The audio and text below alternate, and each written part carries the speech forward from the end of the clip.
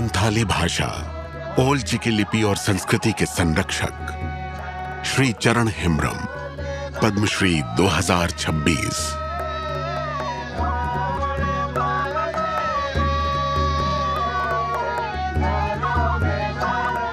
चरण हेम्ब्रम एक ऐसे कर्मयोगी जिन्होंने अपना पूरा जीवन संथाली भाषा, ओल चिकी लिपि और आदिवासी संस्कृति को पहचान और भविष्य देने के लिए समर्पित कर दिया। बचपन में ही भाग्य ने पिता का साया छीन लिया।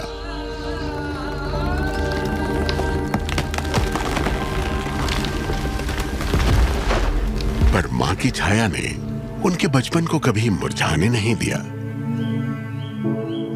इस पौधे को वृक्ष बनने के लिए एक माली की जरूरत थी, एक गुरु की आवश्यकता थी, जो उन्हें मिली अपने मामा के गांव में। ओल चिकी लिपि की यह शिक्षा पूरे संथाली समाज की आवाज बनने वाली थी। वक्त बीता, 10वीं की पढ़ाई पूरी की, ITI का कोर्स किया, एक साधारण सी नौकरी की तलाश थी। लेकिन जीवन ने एक असाधारण मोड़ ले लिया। ट्रेन के एक सफर में सारे सर्टिफिकेट खो गए। हताश, निराश, एक बार फिर पहुंचे गुरु के पास। ये हादसा नहीं, भाग्य का संकेत है बेटा। संथाली रास्ता नहीं, मंजिल है। गुरु के इस वाक्य को व्याकरण और संथाली के विस्तार को जीवन का लक्ष्य बनाकर चल पड़े एक ऐसे सफर पर जिसका हर कदम संथाली भाषा और संस्कृति को समर्पित था। टीचर ट्रेनिंग ली और शुरू हुआ संथाली पढ़ाने का सफर।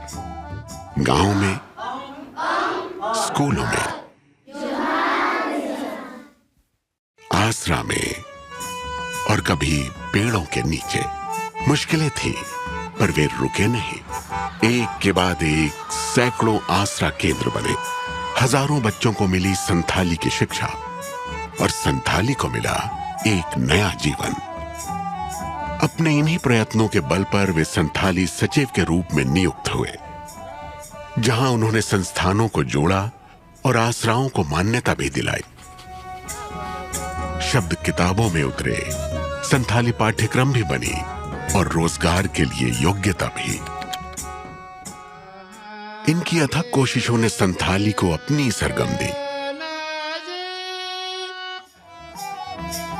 इनके बनाए गीत और नाटक पूरे समुदाय के लिए जीवन संहिता का रूप बन गए। जब हम अपनी भाषा को जीवित रखते हैं, तो भाषा हमारे अस्तित्व को जीवित रखती है।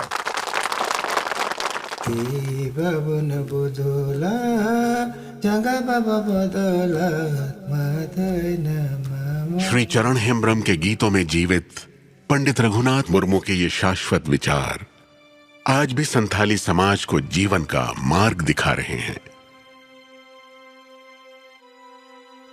श्री चरण हेम्ब्रम, पद्मश्री 2026।